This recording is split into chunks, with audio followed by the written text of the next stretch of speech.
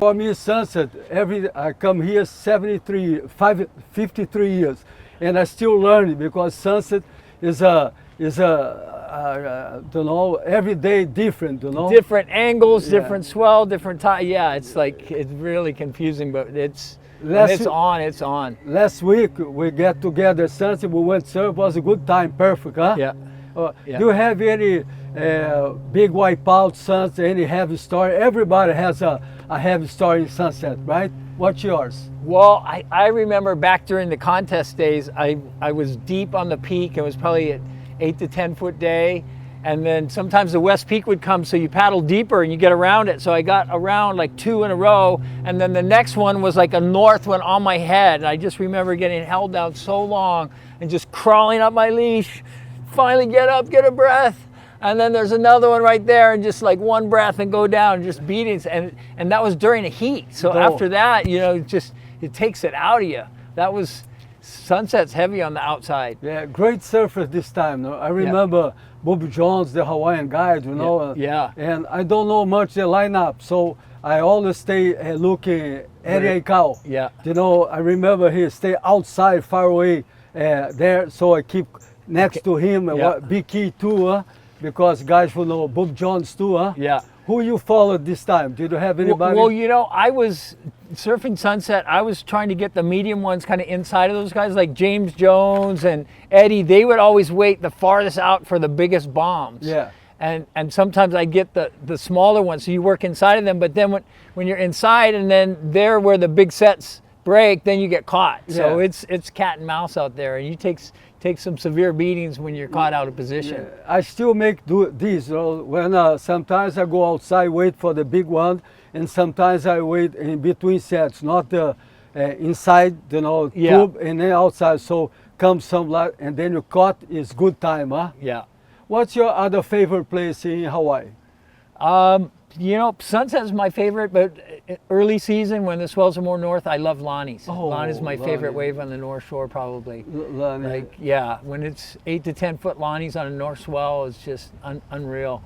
I love long right hand waves like that. And you buzz, speed, huh? Smack it, attack it, I know. yeah, Strong surfer. Make it. I love when you have that big wall you got to deal with. You know my son Eric Souza? Yeah. 1 month before he born, I was surfing 3 days, very big swell, stormy, nobody surfed nowhere. So I went to Makaha and was too big. Then I come back late afternoon, about 4 o'clock, and Laniake was Started to work. Yeah, but it was very, very big. Himalaya connecting, you know. So, but we, you know, strong boys, you know, you want to do something deep. So I went out and have only 5 guys out. And Dennis Peng was out. And was two lineups, you know, and so big that break twice. I only see one time like that, you know. And have West too. So you catch the wave when you go get out and come and this then big ball. And then I was afraid to put straight. And then one more, in the third time, come a big set and took my board, bro, you know. And I think I'm gonna die, bro, for sure. I was so nervous. I get numb, you know, instead be a ramp, you know. I stay, oh shit, what I'm gonna do it. And then I say, do you want some help? But how he's gonna help? To, you know, back then can't help, you know. No, the 2 guys in a board. And then God helped me in God's hands, right? And then the wave take me inside. And when I go, 45 minutes I get out, I look my board between Lannis and the channel for Jocos, you know, and was already. Oh, can go over that way, yeah. Sometimes they go Himalaya side, but the current splits and you don't know which way it went. I was so deep that go to the right. Yeah. And then I know it was big. If I get a board, I could paddle there and pick it up my board and not be drag outside. I don't want to be dragged outside. And then was nighttime was one of the most difficult times I ever had in Hawaii. What is the difficult time you had ever in Hawaii? You remember? The most difficult time? Jaws, Honolulu, Pipeline.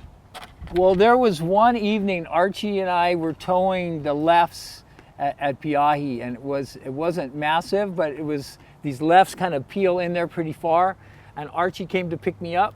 What's the name, the guy? Archie Kalepa. Oh. He came to pick me up, and it was so tight that I grabbed the rope halfway, and he gunned it, and the rope just burned through my hand. The handle hit me. Then I got caught by the set. I lost my board. His board came off the ski, and the boards went up in the rocks. Oh. So we finished, and it was almost dark. So we go back to the harbor, and we hiked down on the rocks looking for our boards because we didn't want to leave the trash. Yeah. And so we went all the way around the corner, found our boards all beat up. And as we came back around the corner, you know, we've got like 500 yards to go. It was pitch black. Oh shit. Dark, and we're on the rocks, and there's waves washing up, and it's like, and you couldn't see, it's slippery rocks, and it was, that was scary. Yeah. And then a moon just came up and lit the sky for us enough where we could see the rocks and get out of there. But that was a situation where challenging. Challenging, Okay. yeah.